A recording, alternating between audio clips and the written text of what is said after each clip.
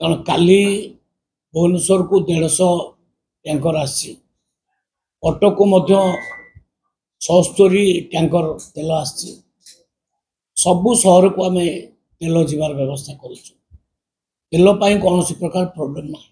आम सफिसीयंट तेलर व्यवस्था करी ऑफिसर मान को निर्देश दि जाए आम सीएसओ एडिशनल सीएसओ समस्त लगे आम तेलर अभाव करदबू ना सरीज शीघ्र शीघ्र सरीज कारण ता भर डिस्कसन चली प्राय जिते गुटे डिमांड अच्छी सरकार ताको मानि ने असुविधा किसी देखु तेल समस्या आउ ना कारण काली भुवनेश्वर को 150 टैंकर आसी कटक को 76 टैंकर तेल आसी सबु सहर को आम तेल जीवार व्यवस्था करेल कौन प्रकार प्रोब्लेम ना आ जो आंदोलन कथा अच्छे ये आंदोलन सरकार शीघ्र शीघ्र समाधान करने चाहते माननीय मंत्री सहित डिस्कसन रखिंट जारी भावी शीघ्र शीघ्र से समस्या समाधान हो तेल कौन प्रोब्लेम रहा कौन माने खुचुरा माने जो मैंने नौ तेल पैनिक हवा आवश्यक ना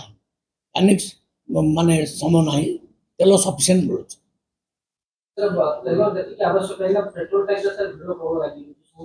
नहीं यहाँ स्वाभाविक भाव में गोटे आंदोलन लोक मान भितर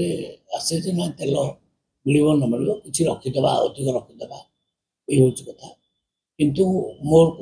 माने स्टेटमेंट हो आम सफिसीयंट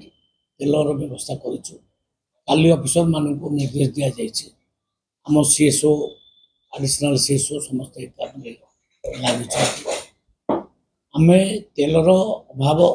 करदबू ना से ऑफिसर्स मान को आम एसपी इंडियन ऑयल सब कंपानी ऑफिसर्स मान 11टा बेलू और सेक्रेटेरिएट आम डाक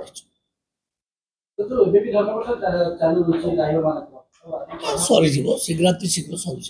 कारण ता भर डिस्कसन चली प्राय जिते गुटे डिमांड अच्छी सरकार ताको मानि ने असुविधा किसी विरोधी कहते राहुल गांधी ना ना भूल कथा विरोधी तो अनेक कथा कहे विरोधी कथा आमर किसी कहबार ना किंतु ये समस्यार समाधान शीघ्र शीघ्र भावी आज ही डिस्कसन चली आज ही आ तेलर प्रोब्लेम किसी ना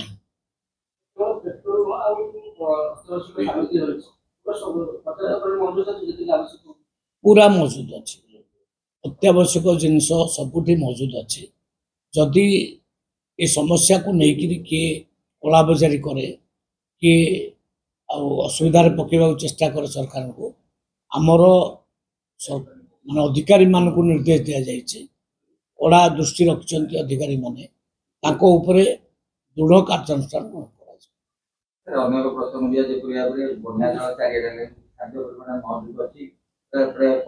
खाद्य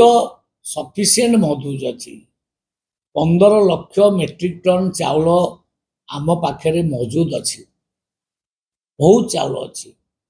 खाद्यर अभाव किसी ना तेणु कौन